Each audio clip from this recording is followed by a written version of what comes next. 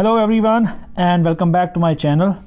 तो आज जो मैं एमसीक्यूज़ लेके आया हूँ वो सुप्रीम कोर्ट ऑफ इंडिया पे हैं और ये सीरीज़ डिपेंड करती है आपके सपोर्ट पे। आप जितना सपोर्ट करेंगे उसी तरह इसको मैं कंटिन्यू करता रहूँगा। इसके साथ साथ आज 9 बजे मैथ का वीडियो भी आ जाएगा। मैथ का कंपोनेंट भी हम स्टार्ट करने वाले हैं और पहला जो है थोड़ा हमने जो लास्ट टाइम क्वेश्चंस आए हैं मैथ के वो सॉल्व किए हैं। उसके बाद जो मैथ्स के टीचर हैं वो आपका बेसिक न्यूमरेसी का पार्ट लेके उस कंपोनेंट को स्टार्ट करेंगे और भी 1-2 कंपोनेंट हम स्टार्ट करेंगे और हर एक चीज़ जो है आपके सपोर्ट पे, आपके प्यार पे डिपेंड करती है। तो इसलिए उस वीडियो को भी आप देखें तो फिर within a week next आपका लेक्चर आएगा और उसके बाद हम उसको कंटिन्यूसली आपके मैथ के कंपोनेंट को स्टार्ट करेंगे। तो आज का हमारा पहला क्वेश्चन है, जज of the supreme court may resign his office by writing to the president, the prime minister, the law minister और अटॉर्नी जनरल ऑफ इंडिया।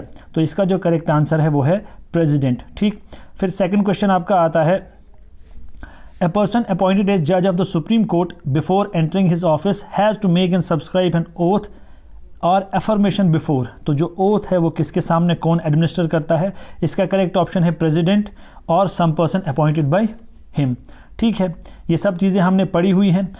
और 7th constitutional amendment is related to, ये किससे रिलेट करता है? Appointment of the same person as a governor for 2 or more states, raise retirement age of high court judges from 60 to 62, abolition of privy pursuit paid to former rules of princely states, enhances the powers of president and governs to pass ordinance। तो इसका जो correct answer है वो है option A. उसके बाद question number 4 आपका कहता है कि who was the first chief justice of India. कभी कभी इस तरह का क्वेश्चन आ जाता है, इसलिए फर्स्ट चीफ जस्टिस या हाई कोर्ट का पहला चीफ जस्टिस कौन था, जे.एन.के का खास तौर पे पूछ सकते हैं। तो इसका जो करेक्ट ऑप्शन है वो है बी, हीरालाल जे कानिया। ठीक है, फिर आपका नेक्स्ट क्वेश्चन आता है, अ सुप्रीम कोर्ट जज can resign from his office by writing to the. तो जब सुप्रीम कोर्ट का जो जज है वो रिजाइन करता है तो उसे अपना रिजिग्नेशन किसे एड्रेस करना होता है? इसका ऑप्शन है ए, प्रेसिडेंट को वो करता है। ठीक, विच of the following is not in the jurisdiction of the supreme court of India. तो मैं आपको बार बार कहता हूं कि नॉट जो है ये बड़े ध्यान से, क्योंकि बहुत सारे बच्चे, जैसे AR के भी पेपर में नॉट वाला क्वेश्चन आया था, बहुत सारे बच्चे नॉट पढ़ते नहीं हैं। अब यहाँ पे मैंने कैपिटल में इसलिए लिखा है ताकि आप देखें, अदरवाइज वहाँ स्मॉल में लिखा होता है, बच्चा ध्यान नहीं देता है। तो ए ऑप्शन है एपेलेट, ओरिजिनल, एडवाइजरी और फाइनेंशियल। अगर आपने सुप्रीम कोर्ट का लेक्चर देखा होगा अच्छे से, उसका मैं लिंक डिस्क्रिप्शन में दे दूंगा। आपने अगर नहीं देखा तो देखिए जाके, 2 पार्ट्स हैं। तो इसका करेक्ट ऑप्शन है डी, फाइनेंशियल पावर्स नहीं होती हैं उनके पास। उसके बाद आपका आता है, which of the following is not a criteria for being eligible to be a जज ऑफ द सुप्रीम कोर्ट। जज ऑफ 1 हाई कोर्ट और मोर कंटिन्यूसली फॉर 5 years, ये हमें पता है। Advocate of supreme court for at least 10 years, ये high court का भी होगा 10 साल, तो वो भी है। और तीसरा है distinguished jurist in the opinion of president above 40 years of as.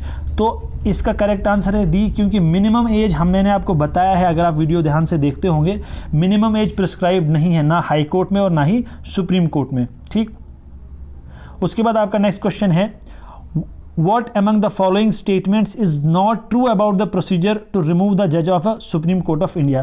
Not के क्वेश्चंस में इसलिए लेके आया हूं ताकि आपको थोड़ा आइडिया बने, और नॉट के क्वेश्चन में थोड़ा सोचना पड़ता है, इसलिए ध्यान से समझ के इसको करना है। पहला पार्ट है, द जज of supreme court may be removed from his office bye N order of the president. ये ठीक है। There are only 2 grounds of removal, incapacity, proved misbehaviour, ये भी ठीक है। सो फार नो जज of the supreme court has been removed by impeachment, ये भी करेक्ट है। The procedure for the removal of the जजेस इज रेगुलेटेड बाय द जजेस इंक्वायरी एक्ट 1968। अब इसमें बोल रहा है only 1, only 2, only 2 and 4, all और ट्रू। तो हमने डिस्कस किया, ये सभी जो है वो करेक्ट हैं, ऑल और ट्रू इसका सही ऑप्शन है। उसके बाद क्वेश्चन नंबर 9 आपका आता है, What does the writ of prohibition mean? तो रिट्स जितनी भी हैं, हैबस कॉर्पस है जैसे आपको पता है, to have the body of, है ना, अनलॉफुल डिटेंशन के खिलाफ। तो इसमें आपका है, the arrested person must be brought before the court that holds the right to set the person free if the grounds of arrest are found to be faulty. तो ये नहीं है, क्योंकि ये है आपका हैबस कॉर्पस का, अनलॉफुल डिटेंशन के खिलाफ। It is issued when an office holder is found to misuse his duties. It is issued by higher courts when they find that lower courts have made judgment beyond their power of jurisdiction. और D option आपका है, it is issued when the court finds that the office holder is illegally holding that position. तो इसमें सारे Ritz का 4 Ritz का दिया है, तो इसमें से जो करेक्ट ऑप्शन है वो है सी, कि जब कोई लोअर कोर्ट अपनी जुरिस्डिक्शन से बाहर कोई काम करता है तब प्रोहिबिशन जो है ये वाला रिट इशू किया जाता है। फिर है आपका what does the term judicial review mean, ये आर्टिकल 13 में हमने देखा है। तो इसका जो करेक्ट आंसर है वो आप देखिए, review of the judicial structure of the system, ये करेक्ट ऑप्शन नहीं है। It is the authority vested in the hands of supreme court to examine whether some legislative enactments और executive orders both central and state legislature, अगर कोई इस किस्म का order निकालता है जो कॉन्स्टिट्यूशन को वायलेट कर रहा है, फंडामेंटल राइट को वायलेट कर रहा है, तो वहाँ पे जुडिशियल रिव्यू काम में आता है। तो इसका करेक्ट ऑप्शन जो है वो बी है। फिर आपका आता है which statement is not correct regarding the tenure of the supreme court जज। ठीक, अ जज of supreme court can remain in office till the age of 65 years, ये करेक्ट है। ठीक है, हाई कोर्ट का 62 है। जज of the supreme court gives his resignation letter to the chief justice, ये गलत है क्योंकि वो अभी हमने ऊपर देखा किसको देता है, इसका ऑप्शन बी है, वो देता है प्रेसिडेंट को। ठीक है ना। उसके बाद क्वेश्चन नंबर 12 आपका आता है who among the following has the right to establish the bench of the supreme court elsewhere in the country. ये भी मैंने आपको अपने लेक्चर में बताया है कि 130 आर्टिकल कहता है कि सीट जो है वो दिल्ली है, लेकिन अगर chief justice of supreme court चाहे तो फिर वो चेंज कर सकता है। इसमें वो लेता है अप्रूवल प्रेसिडेंट का, लेकिन मेन जो है वो चीफ जस्टिस ही इसको चेंज कर सकता है।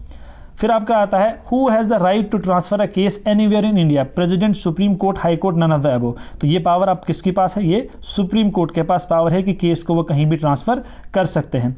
उसके बाद आपका आता है the system of judicial review exist in, ये कहाँ पे है, India only, UK only, India and USA और यूएसए ओनली। तो इसका जो करेक्ट ऑप्शन है वो है सी, इंडिया और यूएसए में जुडिशियल रिव्यू का सिस्टम है। ठीक है, तो ये थे कुछ क्वेश्चंस। तो मैं चाहूँगा कि इस पे भी आप मुझे सपोर्ट करें ताकि हम एमसीक्यू सीरीज़ को कंटिन्यू कर सकें।